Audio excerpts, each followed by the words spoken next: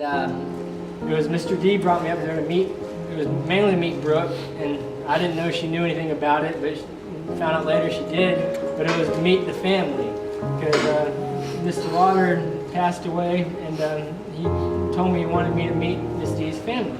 But there was this great niece of theirs that was just this amazing girl and beautiful, and he wanted me to meet her.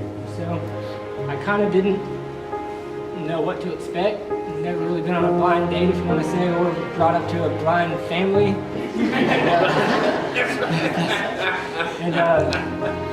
But it ended up being awesome. I didn't know if she liked me, and I remember sitting down and had a lot of talks with Mama.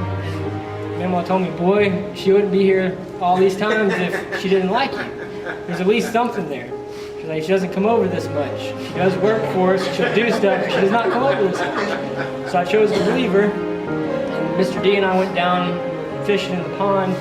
She got back from grocery shopping, and I worked with her to go and ask her on a date.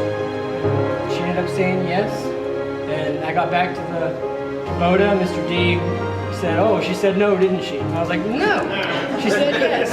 And he was surprised and happy, and I was happy. Went out on our date with Fox's Pizza. We had a grand time, and I didn't know when the next time I would come back and visit would be, but I told her it would be soon.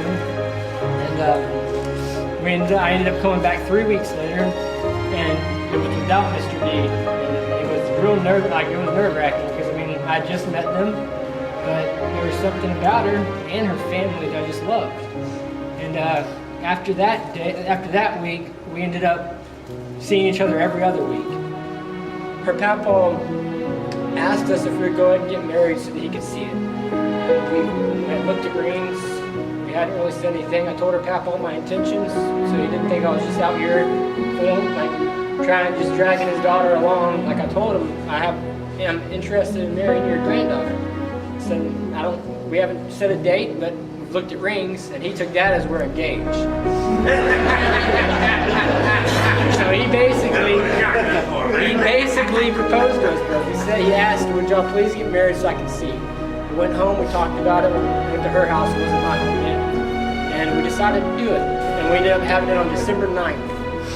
And ended up working out great because her papa was able to sit up in bed, we were able to get pictures with him. He was able to meet my parents and talk with them. He was able to talk with everybody who was there.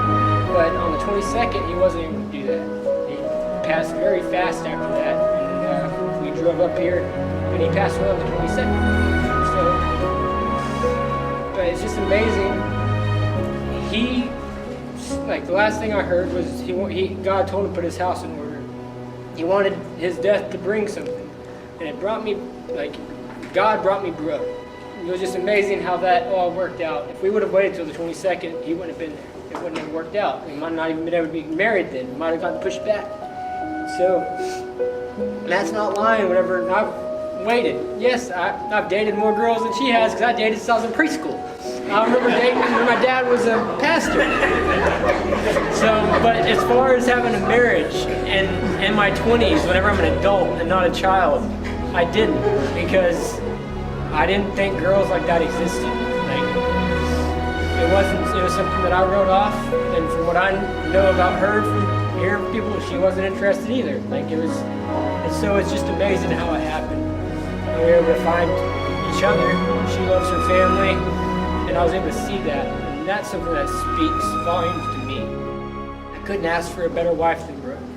And I couldn't ask for a better way that it all happened. I couldn't ask for a better family to marry into. Y'all are so loving.